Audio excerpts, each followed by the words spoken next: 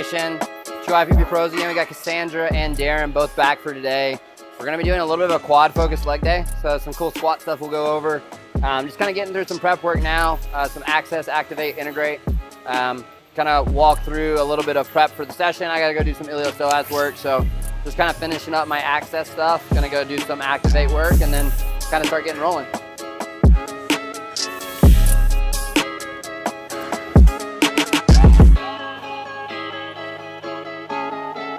So I have to go through some like actively loaded hip flexion with maintained pelvic control. So you'll see a lot of this is like progressions on a dead bug.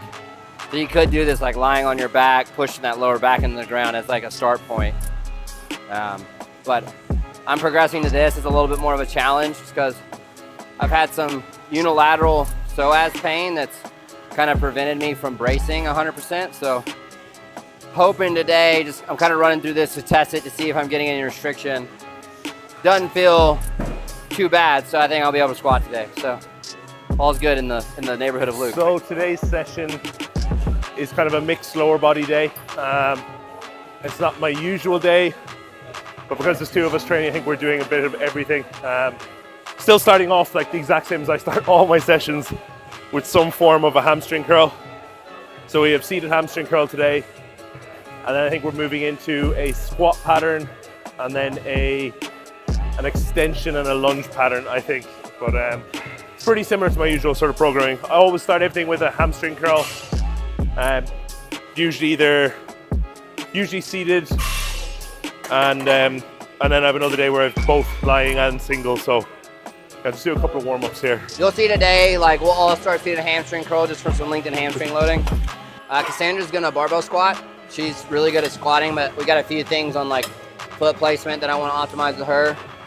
Also because if me or her hack, our patellas will be in the wall, but he can hack really well. So we're gonna keep him in a hack. Okay.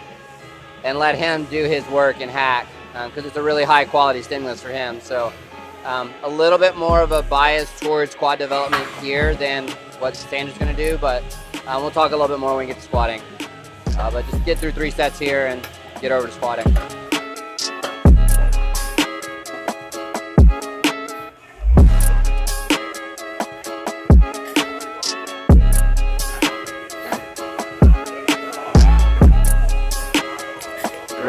Great eccentric pace here. Good. Stay locked in with the pelvis and then go. Yeah, good.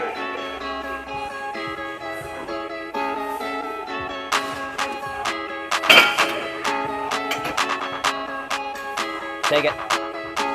Yep, still you. Keep breathing. Go. You just keep doing the same rep, I'll help you if you fail. Go. Yep, again. Take one. Take one. I'm with you this one. Go.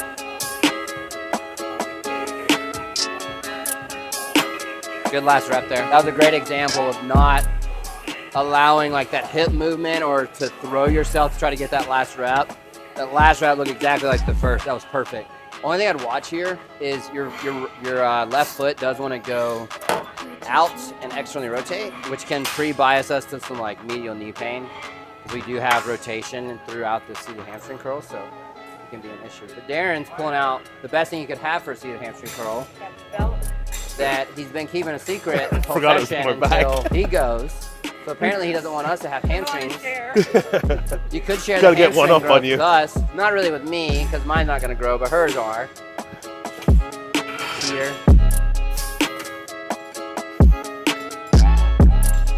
Yep. Same rep every time. I'll help you if you fail.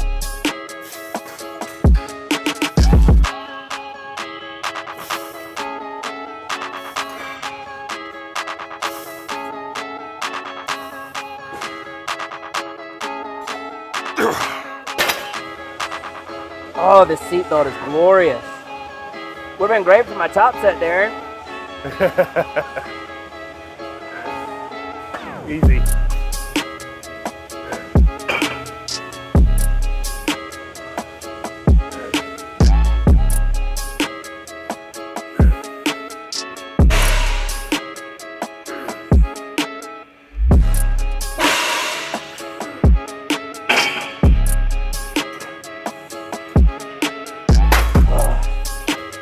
You can have it.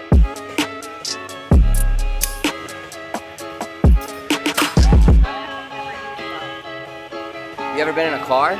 Well, yeah. But no, Same concept? I You know. just close yourself. Let's focus. Keep that foot aligned. Don't let it externally rotate. Quad into the pad and pelvis stable and go.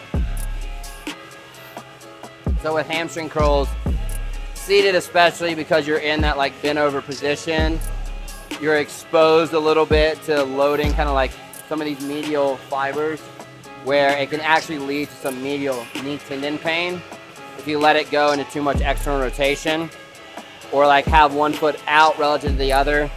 You'll see this happen a lot in the old hamstring curls where because the pad is attached here, it's actually tilted this way.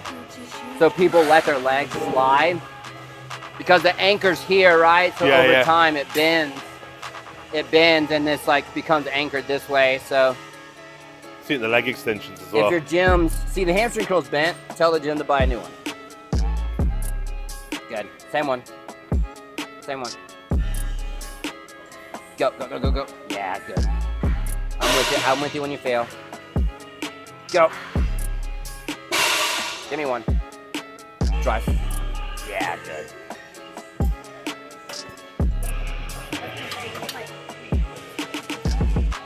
It's a little bent that way, yeah. It gets to a point, you know the worst one for it is Cybex. The flat padded one, Yeah. it bends the worst. Thank you. But you gotta be careful because you can really injure yourself, ping yourself. I did it myself where it took me out of squatting for like 3 or 4 weeks because I was letting that femur rotate to gain leverage. Admittedly, I had some pelvic motion too on those last reps, so you gotta be aware of it. Because also too, like in this, lengthen loading's the goal. I'd honestly be okay with you guys doing partials here because the goal is lengthen. So like as you fail in the full reps, like do the initiation start of a rep or two because you're still getting loaded on that lengthened hamstring. Darren's hamstring story has been pretty interesting. So it's, your last program design, what did we get to, 27?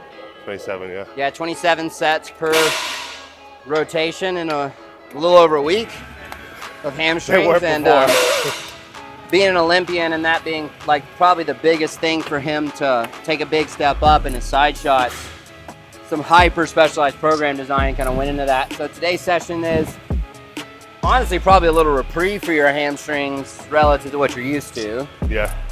but at least you're getting that lengthened loading out of the gate.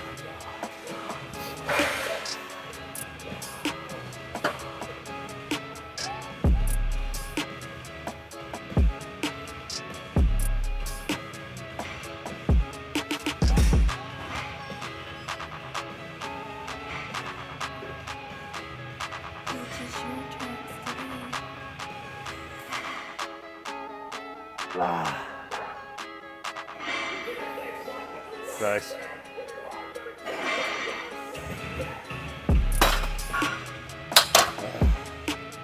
Did the partials there for y'all. Lead by example. So what did you, like, we noted the difference, right? But what did you feel like was the biggest difference relative to past all seasons program designs?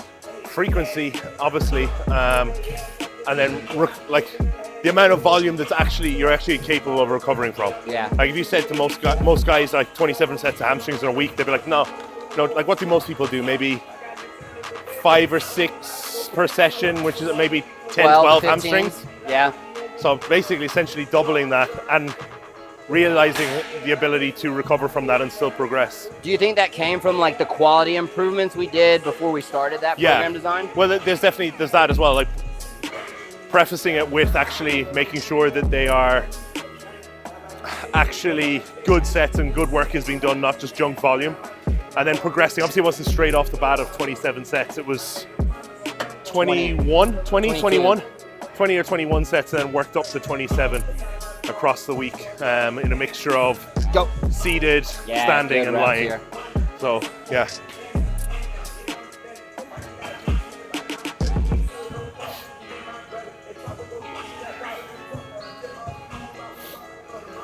Yeah, good. Is there anything you would take away from that block that you felt like you learned?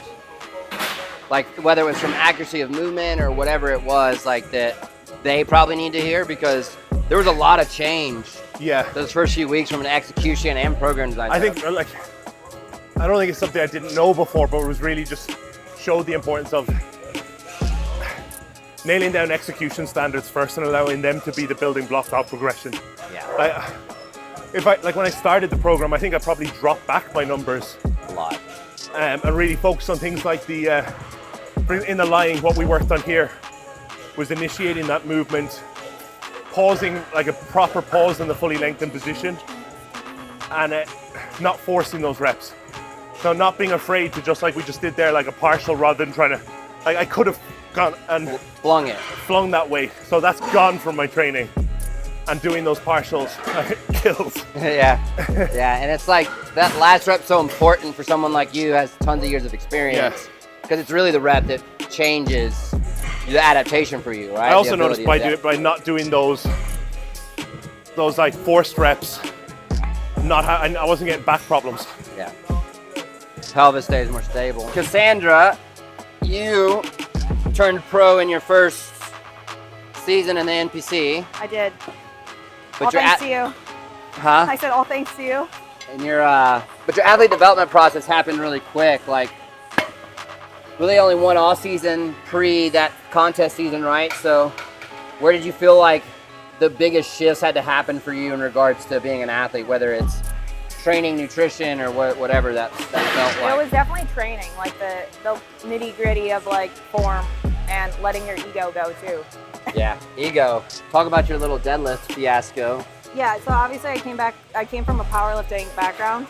So that's when you mature in the gym, is when you can let your ego go and actually learn proper form. And it's also very humbling, because you think you can lift a lot, but like doing it correctly, it will sit you down.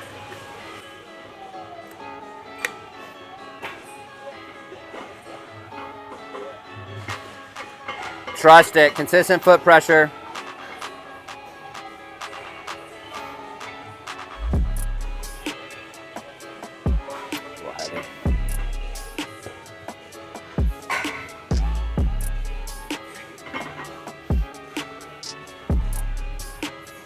Good.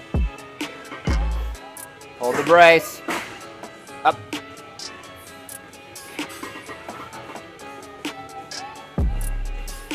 Up, up, up, up, up, up, up.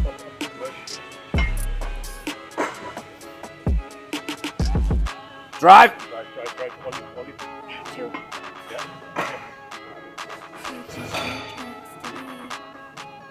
Go. Yeah. Last one here if you take it. Go. Drive. Rack that.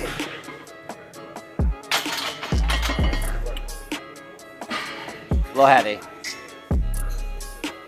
This is where, like, I think we need to get that foot up the platform a little bit more. Up. Because you're still going too much in the flexion.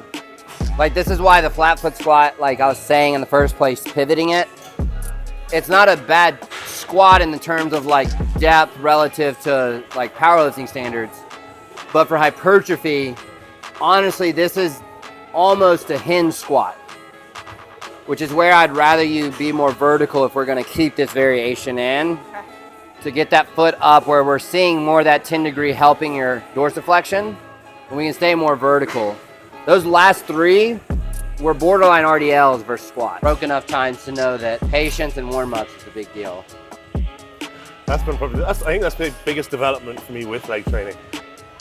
Being patient for your like, top. I think this is the first off season I've done with no quad or knee injury.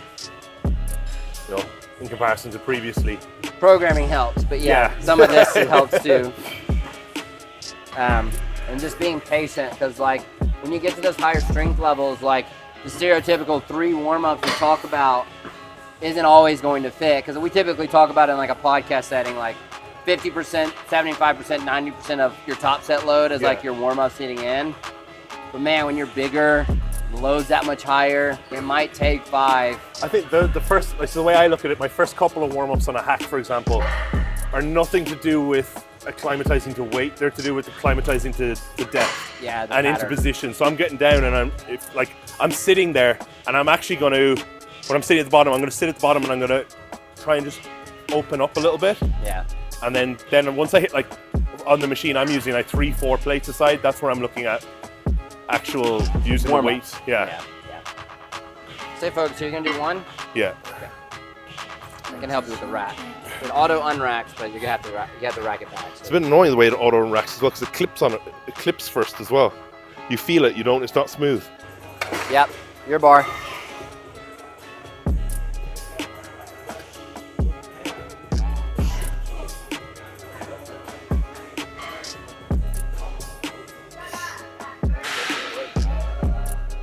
Need to re-rack? There you go.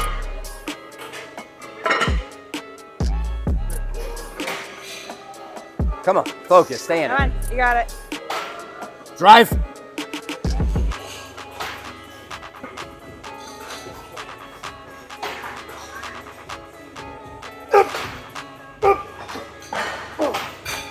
You're in. Heavy. Right on the second rep. No pain? No, it felt like I didn't have that. Unable to drive pressure to my right. I feel like I watched your face on the first one and you felt unsure of it. Like Yeah. I feel like when you came up you were like confused. Okay. Just different. It felt It's a different. different hack. You're just getting used to it. It's part of it. The reps are quality. Yeah, no, it felt fine, like going down control. Let's do 6 on the back off Yeah. and get like a higher rep, higher quality set. A little more foot on. There you go. Higher on the bar. You're good there. There we go. That's a fucking squat. That is a rep. That's way fucking better. God, that's a quad rep there. This is what we needed. That's what I'm talking about. Good, much better maintenance of position. Good, keep your breathing consistent here when it starts to get hard. Yep, good. Yep.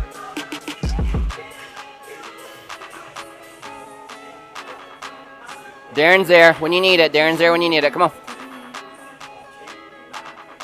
Come on, this is where it matters that the reps stay the same. Don't change it to get the rep.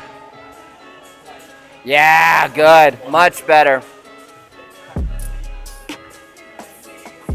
Yep. Yep. Keep the rep the same.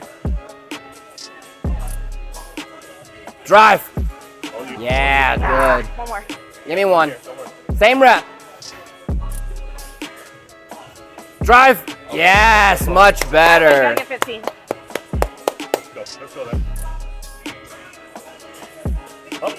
Yeah, good rep. All right. You feel the difference? Well, I feel like I just did cardio. You did do cardio. No, huge difference. But like, obviously that's probably not where that work set should have been load-wise, but to feel that is what I wanted. Because that's why we're here today, right? Feeling that. Now we stack on 9 months of doing that versus the other. That's a way better quad And development. having my feet back more. And that's more natural than the hack for you. We already know the hack puts you in that pelvic dump where it's not a good position for you. So this is how we make this quad bias.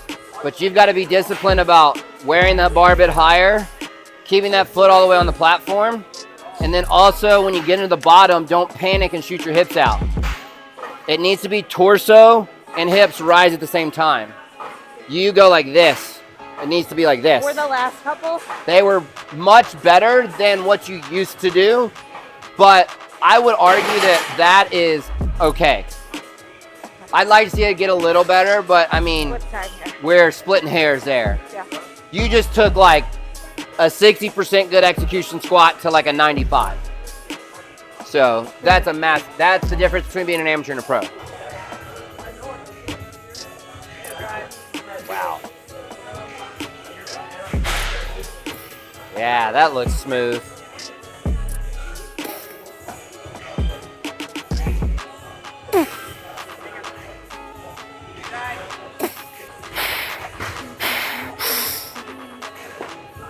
Drive. Still you. Rack. Yeah. Thank you.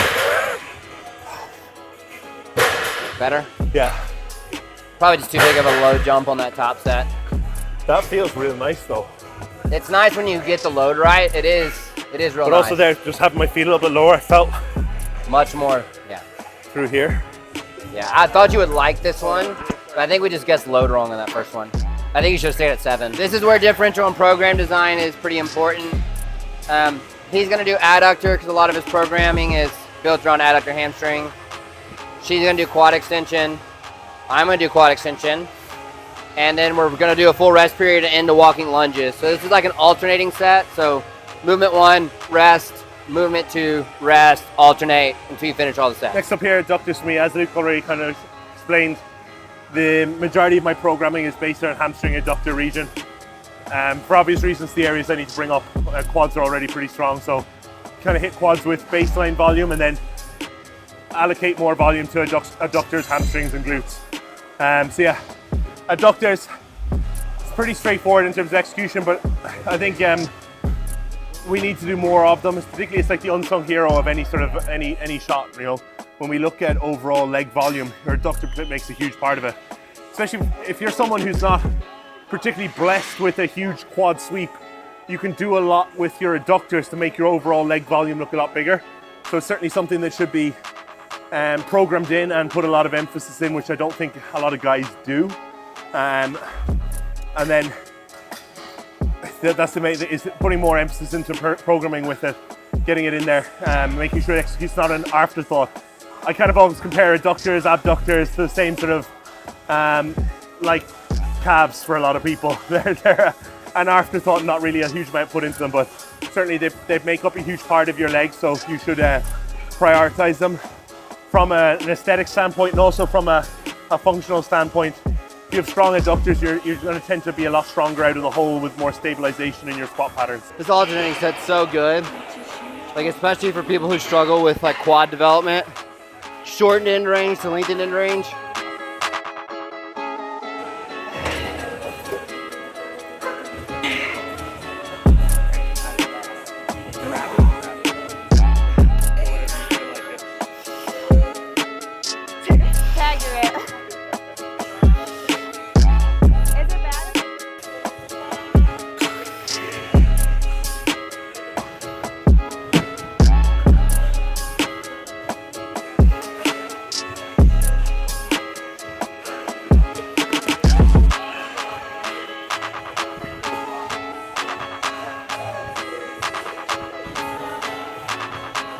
Like that.